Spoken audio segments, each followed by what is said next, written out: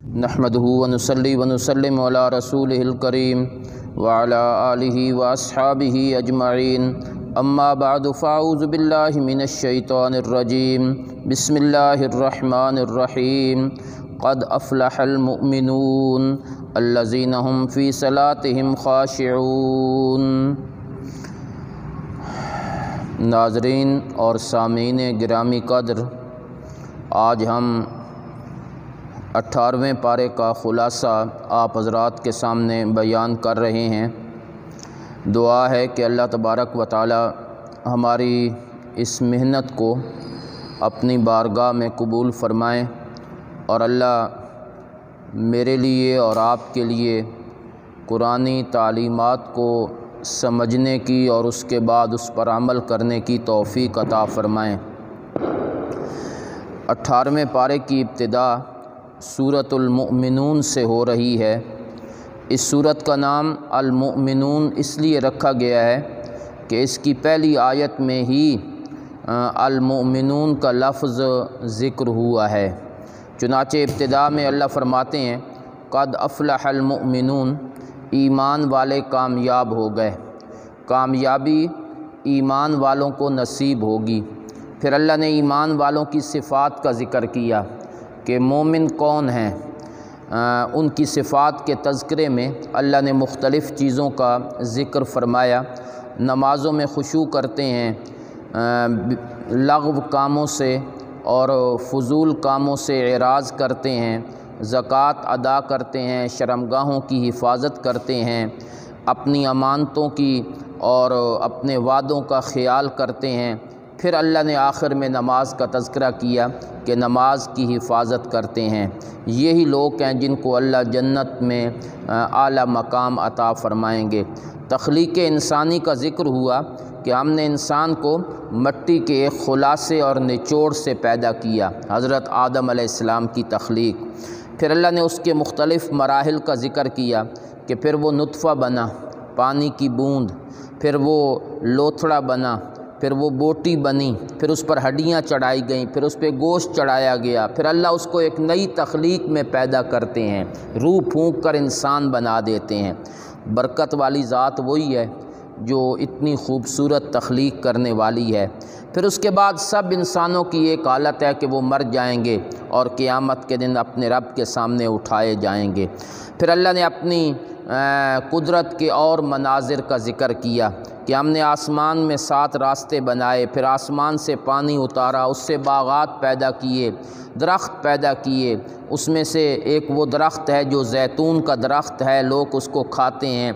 चौपाओं में तुम्हारे लिए बड़ी इबरत है, अल्लाह की तौहीद के दलाइल हैं, जिसके पेट से हम तुम्हें दूध पिलाते हैं और वो दूध इतना साफ़ और पाक होता है कि उसमें किसी चीज़ की आमेज़िश नहीं होती। कश्तियाँ अल्लाह ने बनाई जिस पर तुम सवारी करते हो। दूसरे रुकू में अल्लाह तबारक व तआला ने हज़रत नूह अलैहिस्सलाम का वाक़या ज़िक्र किया। चुनाचे ये वाक़या पहले भी कई दफ़ा गुज़र चुका है कि हज़रत नूह ने अपनी कौम को यही दावत दी कि ए कौम, अल्लाह की इबादत करो, उसके सिवा कोई इलाह नहीं। कौम ने न माना, बल्कि एतराज़ करने लगे कि आप हमारी तरह के इंसान हैं। हमने नूह अलैहिस्सलाम को कहा कि कश्ती बनाओ, ज़मीन से भी पानी उगला, आसमान ने भी पानी जो है वो पलट दिया और फिर अल्लाह ने उस कश्ती में जिन लोगों को सवार करना था वो तो सवार हो गए और बाकी सारे लोग जो हैं वो गर्क हो गए। और अल्लाह ने फरमाया जब आप कश्ती में बैठ जाएं तो अल्लाह से दुआ मांगें कि तारीफ़ें उस ज़ात के लिए हैं जिसने मुझे ज़ालिम कौम से निजात अता फ़रमाई। रुकू नंबर 3 में अल्लाह तबारक व तआला ने ज़िक्र किया है कि कौम के जो सरदार थे, अल्लाह ने जब नबी भेजे ना तो उन्होंने कौम को यही दावत दी कि अल्लाह की इबादत करो। तो जो उनके सरदार थे और आखरत का इनकार करने वाले, उन्होंने एक ही एतराज़ किया कि आप हमारी तरह के इंसान हैं। तो नबियों ने कहा क्या इंसान नबी नहीं हो सकता, क्या इंसान पैगंबर नहीं हो सकता। दूसरा जुर्म उनका ये था कि वो क़यामत के मुनकिर थे और कहते थे जब हम मट्टी हो जाएंगे, हड्डियां हो जाएंगे तो क्या हमें दोबारा उठाया जाएगा। اللہ نے فرمایا ہاں، جو ذات پہلی مرتبہ پیدا کر سکتی ہے وہ دوبارہ بھی اٹھا سکتی ہے۔ پھر دعا مانگی کہ یا اللہ میری قوم نے میری تکذیب کی ہے، ان کے خلاف میری مدد کیجئے۔ تو اللہ تبارک و تعالیٰ نے ان کی مدد کی اور قوم ہلاک ہو گئی، اور انبیاء اپنے اپنے مشن میں کامیاب ہو گئے۔ حضرت موسیٰ اور ہارون کا ذکر بھی ہوا کہ ان کو فرعون کی طرف بھیجا گیا، فرعون نے تکبر کیا تو ان دو نبیوں نے انہیں اللہ کی توحید کی دعوت دی، لیکن انہوں نے جھٹلا دیا تو اللہ نے ان کو ہلاک کر دیا۔ رکوع نمبر 4 میں اللہ تبارک و تعالیٰ نے انبیاء سے ایک خطاب کا ذکر کیا ہے کہ ہم نے سارے رسولوں کو ایک بات کہی تھی کہ پاکیزہ چیزیں کھاؤ اور نیک کام کرو۔ اس رزق حلال کا عمل صالح کے ساتھ بڑا تعلق ہے جی۔ جب رزق حلال ہوتا ہے تو عمل بھی اچھے انسان کرتا ہے، اور اگر رزق حرام ہو تو نیکی کی توفیق دل سے نکل جاتی ہے۔ اللہ فرماتے ہیں کہ یہ ایک نبیوں کی جماعت ہے جن کا ذکر ہم نے کیا ہے، لیکن ایک عقیدہ ذہن میں رکھو کہ رب میں ہوں، میرے سوا کوئی رب نہیں ہے۔ جو لوگ اللہ کے ساتھ اوروں کو شریک بناتے ہیں تو وہ آخرت میں خسارے کے اندر مبتلا ہونے والے ہیں۔ اس کے مقابلے میں وہ لوگ جو اللہ سے ڈرنے والے ہیں، اپنے رب کی آیتوں پر ایمان لاتے ہیں، اپنے رب کے ساتھ کسی کو شریک نہیں کرتے، یہ لوگ ہیں جو آگے بڑھنے والے ہیں۔ اللہ تبارک و تعالیٰ ان کو آخرت میں بہت بڑا اجر عطا فرمائیں گے۔ اللہ فرماتے ہیں کہ جو لوگ نبیوں کی تعلیمات کو بھلا دیتے ہیں نا، ان کے دل فی غمرۃ من ھذا، وہ سرکشی میں ہیں، غفلت میں ہیں، اور بھی بڑے بڑے گندے کام کرتے ہیں، یہاں تک کہ جب ہم عذاب کا فیصلہ کرتے ہیں تو پکڑتے ہیں، اور پھر قوم چیخ و پکار کرتی ہے۔ اللہ کہتے ہیں اب چیخ و پکار کرنے کی کیا ضرورت ہے؟ میری آیتیں تم پر پڑھی نہیں جاتی تھیں، تم نے ان کا انکار کیا، غور و فکر نہیں کیا، یا تم نے کیا اپنے نبی کو نہیں پہچانا، یا تم یہ کہتے تھے کہ یہ پیغمبر اس کو جنون ہے، پاگل پنی ہے، نعوذ باللہ۔ تو جب ایسی باتیں کرو گے تو اللہ کا عذاب تو آئے گا۔ اللہ تبارک و تعالیٰ نے رکوع نمبر 5 میں اپنی قدرت کے دلائل ذکر کیے کہ وہی ذات ہے جس نے تمہارے لیے کان، آنکھیں، دل بنایا، زمین میں تمہیں پھیلا دیا، موت و حیات اسی کے ہاتھ میں ہے۔ یہ لوگ پہلے لوگوں کے طریقوں پر چل رہے ہیں، کہتے ہیں جب ہم مر جائیں گے، ہڈیاں ہو جائیں گی، کیا ہمیں دوبارہ اٹھایا جائے گا؟ یہ وعدہ تو ہم سے پہلے لوگوں کے ساتھ بھی ہوتا آ رہا ہے۔ اللہ فرماتے ہیں ہاں دوبارہ بھی اٹھائیں گے، دوبارہ تمہیں زندہ کریں گے۔ ذرا پوچھنا ان سے کہ زمین و آسمان کا رب کون ہے؟ تو یقیناً کہیں گے کہ اللہ ہے۔ حکومت کس کے ہاتھ میں ہے اور پناہ کون دیتا ہے؟ پھر بھی کہیں گے کہ اللہ ہے۔ اللہ فرماتے ہیں جب اتنی بات مانتے ہیں تو یہ کیوں نہیں مانتے کہ الہ بھی ایک اللہ ہے، اس کے سوا کوئی معبود نہیں ہے۔ رکوع نمبر 6 میں اللہ تبارک و تعالیٰ فرماتے ہیں میرے پیغمبر، ہم نے ان کافروں سے عذاب کا وعدہ کیا ہوا ہے، یا تو تجھے دکھا کر عذاب دے دیں تیری زندگی میں، تو پھر تو نے یہ دعا مانگنی ہے کہ کل رب اما ترینی ما یوعدون، اگر ان کو عذاب میری زندگی میں ہوتا ہے نا، فلا تجعلنی فی القوم الظالمین، یا اللہ مجھے ظالم قوم میں شمار نہ کرنا، مجھے اس عذاب سے بچا کے رکھنا۔ اور اگر ہم تیری زندگی میں عذاب دے دیں تو ہم اس بات پر بھی قادر ہیں، لیکن میرے پیغمبر آپ برائی کا بدلہ اچھائی سے دیں۔ یہ برا سلوک کرتے ہیں، گالیاں نکالتے ہیں، آپ ان کو توحید کی دعوت دیں۔ اور اگر کبھی شیطانی وسوسے ذہن میں آنے لگیں تو یہ دعا مانگنی ہے کہ یا اللہ مجھے شیطان کے وسوسوں سے محفوظ فرما، اور میں تیری پناہ مانگتا ہوں کہ شیطان میرے پاس حاضر نہ ہوں۔ یہ دعائیں کرتے رہا کریں اللہ تبارک و تعالیٰ سے۔ اب تو نہیں مانتے، لیکن جب موت آئے گی تو کہیں گے یا اللہ ہمیں دنیا میں واپس بھیج، میں نیک کام کرنا چاہتا ہوں۔ اللہ فرماتے ہیں اب نیکی کا دور ختم ہو گیا، یہ ایک بات ہے وہ جو زبان سے کر رہا ہے، اب موت اور قیامت تک ایک پردہ ہے جو انسانوں کو دنیا میں واپس نہیں آنے دے گا۔ جب قیامت قائم ہوگی تو دو قسم کے لوگ ہوں گے، ایک وہ جن کے عمل بھاری ہوں گے، نیک عمل، تو ان کو تو جنت ملے گی، جن کے وزن کم ہو جائیں گے نامہ اعمال، ان کو اللہ جہنم میں ڈالیں گے، تو وہاں جہنم میں چیخ و پکار کریں گے۔ اللہ فرمائیں گے پڑے رہو یہاں، اب تمہارا ٹھکانہ ہمیشہ ہمیشہ کے لیے جہنم بنا دیا گیا ہے، تم یہاں سے باہر نہیں آ سکتے۔ سورت کے آخر میں اللہ فرماتے ہیں لوگوں نے خیال کر لیا ہے کہ ہم نے ان کو عبث پیدا کیا ہے اور وہ ہماری طرف نہیں لوٹائے جائیں گے۔ ایسی بات نہیں ہے، اللہ کی ذات بلند ہے، الحق سچی ذات اللہ کی ہے، اس کے سوا کوئی الہ نہیں، اور وہی رب ہے عرش کریم کا۔ اور جو اللہ کے ساتھ کسی اور کو الہ بنا کے پکارے جس کی اس کے پاس کوئی دلیل نہیں، تو اس کا حساب اللہ کے ہاں ہے، اور کافر لوگ کبھی کامیاب نہیں ہوتے۔ سورت مکمل ہوئی، اس کے بعد سورہ نور۔ یہ سورت کا نام نور اس لیے ہے کہ اللہ نے اس میں لفظ نور ذکر کیا ہے، اللہ نور السماوات والارض۔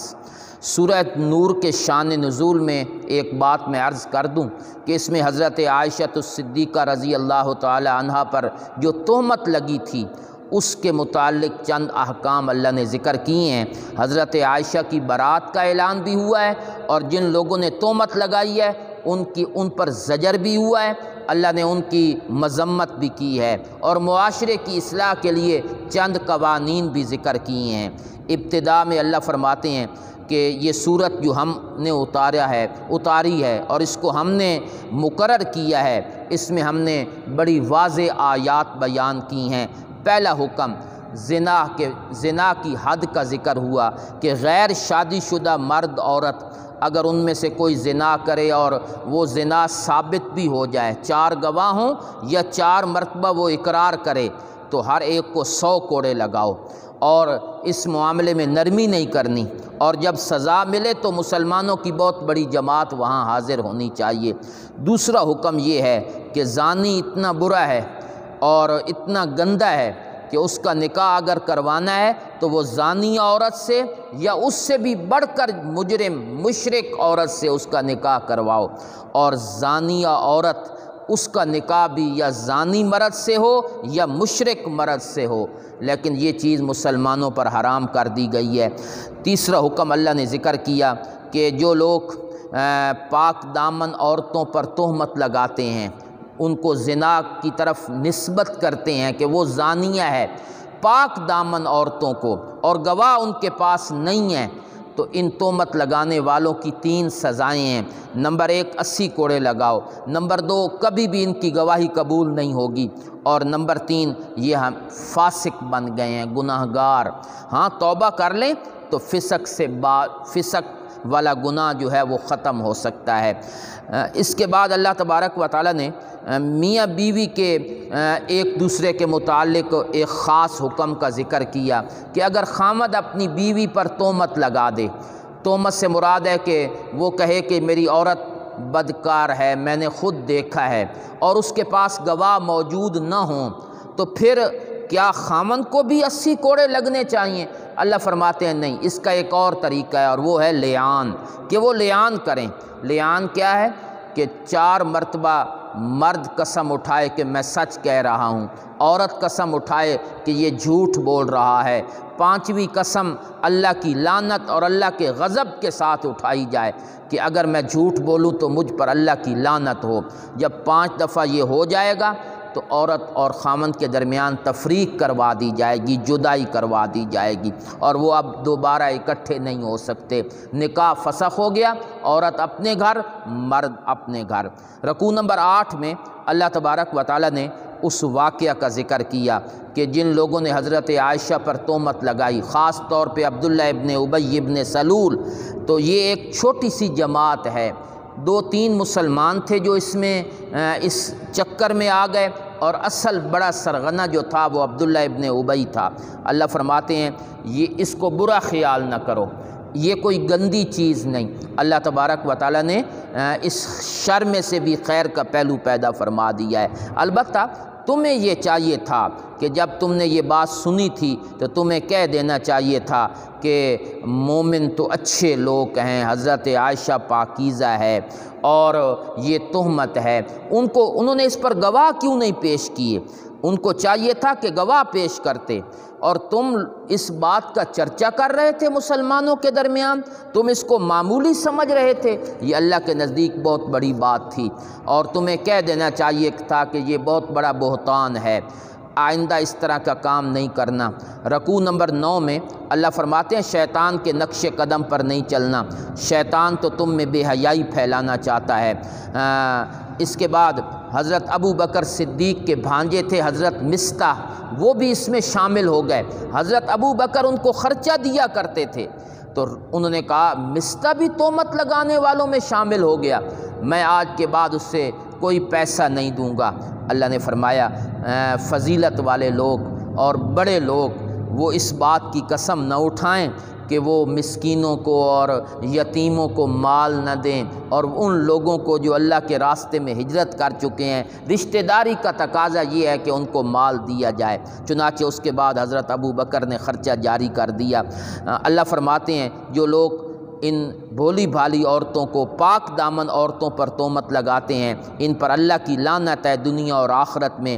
ان کے ہاتھ پاؤں اور ان کے زبانیں قیامت کے دن گواہی دیں گی جس جرم کے اندر وہ ملوث ہیں۔ پھر اللہ نے حضرت عائشہ کی پاکیزگی بیان کی کہ گندی عورتیں گندے مردوں کے لیے ہوتی ہیں، گندے مرد گندی عورتوں کے لیے ہوتے ہیں، اگر میرا نبی پاک ہے تو عائشہ کا دامن بھی گناہ سے پاک ہے۔ رکوع نمبر 10 میں اللہ تبارک و تعالیٰ نے کچھ قوانین بیان کیے کہ گھروں میں جب جانا ہے تو اجازت لے کر جانا ہے، بغیر اجازت کے داخل نہ ہوا کرو۔ پھر اللہ نے فرمایا کہ اپنی نگاہیں پست رکھو، ایمان والے مرد، ایمان والی عورتیں وہ بھی اپنی نگاہیں پست رکھیں، شرمگاہوں کی حفاظت کریں، اور عورتیں اپنی زینت، خوبصورتی، اس کے مقام وہ کسی کے سامنے ظاہر نہ کریں، اور اپنے دوپٹے اپنے سینوں پر لے لیا کریں، اور وہ جو محرم رشتے ہیں نا، خامد ہو گیا، ماں باپ ہو گئے، بیٹے ہو گئے، بھانجے بھتیجے ہو گئے،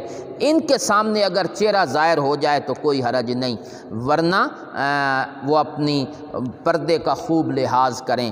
پھر اللہ نے فرمایا کہ جو غیر شادی شدہ ہیں ان کا نکاح کر دو، مناسب رشتہ ملے تاکہ معاشرے کے اندر برائی نہ پھیلے، اور جن کو نکاح کی طاقت نہیں وہ زندگی بچ بچ کے گزاریں اور اچھے طریقے سے زندگی بسر کریں۔ رکوع نمبر 11 میں اللہ تبارک و تعالیٰ نے اپنی توحید کا مسئلہ ذکر کیا کہ اللہ زمین و آسمان کا نور ہے، یعنی روشنی کرنے والے ہیں، پوری کائنات اللہ کے نور سے روشن ہے۔ اس کے نور کی مثال ایسے ہے جیسا کہ ایک مشکاتن، ایک طاقچہ جالا، اس میں ایک چراغ ہو، چراغ بھی شیشے میں ہو، شیشہ بھی ستارے کی طرح چمکنے والا ہو، اور اس میں تیل جو ہے وہ زیتون کا ہو، اور اتنا اچھا تیل ہو کہ آگ لگانے سے ہی وہ روشن ہو جاتا ہے۔ تو آپ سمجھ لیں کہ وہ کتنی روشنی ہوگی، تو جتنی روشنی اس چراغ میں ہوتی ہے اور وہ چمکتا ہے، اسی طرح کائنات کا ذرہ ذرہ میرے رب کے نور سے چمک رہا ہے۔ تو اللہ تبارک و تعالیٰ نے ان لوگوں کا ذکر کیا کہ جو لوگ اللہ کی مساجد کو آباد کرتے ہیں، نماز قائم کرتے ہیں، تجارت کاروبار ان کو اللہ کے ذکر سے نہیں روکتا۔ اس کے مقابلے میں کافروں کے اعمال کا ذکر ہوا کہ وہ تو ان کے اعمال تو برباد ہیں، وہ تو کوئی عمل بھی قیامت کے دن ان کا قابل قبول نہیں ہوگا، کیونکہ ایمان کی قبولیت عمل کی قبولیت کی شرط ایمان ہے، اور وہ ان میں موجود نہیں ہے۔ رکوع نمبر 12 میں اللہ تبارک و تعالیٰ نے اپنی قدرت کے دلائل ذکر کیے کہ دیکھتے نہیں ہو کہ اللہ کے لیے پاکی بیان کرتی ہے ہر وہ چیز جو آسمان و زمین میں ہے، پرندے بھی اللہ ہی ہے جو بادلوں کو اٹھا کے لاتا ہے، پھر دنیا کے اندر اس کو پھیلاتا ہے۔ اللہ نے چوپائے پیدا کیے، کچھ وہ ہیں جو پیٹ کے بل چلتے ہیں، کچھ وہ ہیں جو 2 پاؤں پہ، کچھ وہ ہیں جو 4 پاؤں پہ چلتے ہیں، تو یہ اللہ کی قدرت کی نشانیاں ہیں۔ رکوع نمبر 13 میں اللہ تبارک و تعالیٰ فرماتے ہیں کہ مومن وہ ہیں، کہ جب ان کو اللہ اور اس کے رسول کی طرف بلایا جاتا ہے وہ کہتے ہیں سمعنا و اطعنا، ہم نے سنا اور بات مانتے بھی ہیں۔ اس کے مقابلے میں منافق ہیں جو قسمیں تو اٹھاتے ہیں لیکن اللہ کی بات کو تسلیم کرنے کے لیے تیار نہیں ہیں۔ پھر اللہ نے صحابہ کے ساتھ کیے ہوئے اس وعدے کا ذکر کیا کہ جو لوگ ایمان لائے ہیں، عمل صالح کیے ہیں، ہم ان کو زمین میں خلیفہ بنائیں گے اور ان کو زمین میں قدرت عطا کریں گے، ان کے دین کو مضبوط کریں گے، اللہ خوف کے بعد امن پیدا کریں گے۔ رکوع نمبر 14 میں اللہ فرماتے ہیں کہ ایمان والو کہ جب تم گھروں میں آؤ تو اجازت تمہارے گھروں میں اگر کوئی آنے لگے تو اجازت مانگ کے آئے، چاہے وہ چھوٹے بچے ہی کیوں نہ ہوں۔ 3 اوقات میں اجازت لینا ضروری ہے، فجر سے پہلے، جب دوپہر کا وقت ہو اور عشاء کے بعد۔ ان اوقات میں بندہ عموماً تنہا ہوتا ہے، تو اس لیے یہاں اگر بچے بھی گھر میں آئیں تو اجازت لے کر آئیں۔ تو یہ اجازت کا ایک قانون اللہ نے ذکر فرما دیا۔ جو بہت بوڑھی عورتیں ہیں جن کے اندر خواہشات ختم ہو گئی ہیں، اللہ فرماتے ہیں اگر وہ گھروں میں غیر ضروری کپڑے اتار کے بھی رکھیں تو کوئی حرج نہیں ہے۔ تو اس میں اللہ تبارک و تعالیٰ نے تھوڑی سی تخفیف پیدا کر دی ہے۔ رکوع نمبر 15 میں اللہ فرماتے ہیں کہ مومن مرد وہ ہیں، ایمان والے وہ ہیں جو اللہ اور اس کے رسول پہ ایمان لاتے ہیں، جب پیغمبر کے ساتھ ہوتے ہیں کسی میٹنگ یا مشورے میں تو اس وقت تک نہیں جاتے جب تک کہ اجازت نہ لیں۔ پھر اللہ نے اپنے نبی کی ایک حیثیت کا ذکر کیا کہ نبی اور پیغمبر اور رسول اس کے بلانے کو اس طرح نہ سمجھا کرو جس طرح آپس میں ایک دوسرے کو بلانا ہے۔ ہاں، نبی کی بات کی بڑی اہمیت ہے، جب بھی نبی بلائے فوراً پیغمبر کی بات پہ لبیک کہتے ہوئے حاضر ہو جانا ہے۔ سورت مکمل ہوئی تو اس کے بعد سورت الفرقان، اس کا نام فرقان اس لیے رکھا گیا ہے کہ اس میں نزل الفرقان، پہلے آیت میں ہی فرقان کا ذکر ہے جی۔ یہ وہ صورت ہے جس صورت کا نام سورہ فرقان ہے۔ اللہ اس کو شروع کرتے ہیں کہ برکت والی ہے وہ ذات جس نے فرقان نازل کی اپنی بندے پر تاکہ جہان والوں کے لیے ڈرانے والا بن جائے۔ فرقان سے مراد ہے قرآن جو حق اور باطل کے درمیان فرق کرنے والا ہے۔ اسی کے لیے حکومت آسمان و زمین کی ہے، اس نے کسی کو اپنا نائب نہیں بنایا۔ لوگوں نے اللہ کے سوا اوروں کو الہ بنا لیا، حالانکہ وہ کچھ بھی پیدا نہیں کر سکتے، وہ خود پیدا کیے ہوئے ہیں اور وہ اپنی ذات کے لیے بھی نفع نقصان کے مالک نہیں ہیں۔ کافر اعتراض کرتے ہیں کہ یہ کیسا رسول ہے جو کھانا بھی کھاتا ہے، بازاروں میں بھی چلتا ہے، اس پر فرشتہ کیوں نہیں نازل ہوتا یا کوئی خزانہ آنا چاہیے تھا۔ اللہ فرماتے ہیں یہ ان کے ویسے باتیں ہیں اور یہ ان باتوں کے ذریعے لوگوں کو گمراہ کرنے کی کوشش کر رہی ہیں، حالانکہ جتنے نبی دنیا میں آئے ہیں وہ سب انسان ہی ہیں اور سب انسانیت کے زیور سے آراستہ ہیں۔ تو اگر یہ نبی بھی کھانا کھاتا ہے یا یہ نبی بھی دنیا میں انسانوں کی طرح زندگی بسر کرتا ہے تو اس پر اعتراض نہیں کرنا چاہیے۔ آخری رکوع میں اللہ تبارک و تعالیٰ فرماتے ہیں برکت والی ہے وہ ذات کہ اگر وہ چاہے تو تیرے لیے اس سے بہتر چیزیں بنا دے، جو باغات جس کے نیچے نہریں بہتی ہیں، محلات بھی بنا دے۔ یہ تو معمولی چیزیں ہیں جو کافروں کے ذہنوں میں ہیں، اللہ اس سے بھی بہتر چیزیں پیدا فرما سکتے ہیں۔ اصل بات یہ ہے کہ یہ قیامت کا انکار کرتے ہیں، اور جب قیامت میں جہنم کو دیکھیں گے تو جہنم کا جوش اپنے عروج پر ہوگا، اور جب اس میں ڈالے جائیں گے اور قید ہو کر بیڑیاں لگا کے ان کو ڈالا جائے گا، وہاں موت کو پکاریں گے۔ اللہ فرمائیں گے آج ایک موت نہ پکارو، کئی موتوں کو پکارو، لیکن آج موت نہیں آئے گی۔ اس کے مقابلے میں جو لوگ جنت میں ہیں اللہ نے ان کو جنت کی نعمتیں عطا کی ہیں، وہ کتنی اعلیٰ مقام پہ اللہ نے ان کو فائز کیا ہے۔ پھر اللہ نے قیامت کی ایک کیفیت کا ذکر کیا، جب اللہ ان کو اور ان کے معبودوں کو اکٹھا کریں گے تو اللہ کہیں گے تم نے میرے بندوں کو گمراہ کیا تھا یا یہ خود گمراہ ہوئے تھے؟ تو وہ کہیں گے یا اللہ تیری ذات پاک ہے، ہمارے لیے مناسب نہیں کہ ہم تیرے سوا کسی کو اولیاء بنائیں یا کارساز بنائیں، اصل بات یہ ہے کہ دنیا کا نفع ان کو ملا اور اس کی وجہ سے یہ تباہ و برباد ہو گئے۔ اللہ فرماتے ہیں کہ تیرے اوپر یہ اعتراض ہے کہ یہ کھانا کیوں کھاتا ہے؟ ہم نے آج آپ سے پہلے جتنے نبی بھیجے ہیں وہ بھی کھانا کھایا کرتے تھے، بازاروں میں چلا کرتے تھے، اور انسانوں کو ہم نے نبی بنایا ہے۔ دنیا میں چونکہ انسان بستے ہیں تو نبوت کا مقام بھی ہم نے انسانوں کو عطا فرمایا ہے۔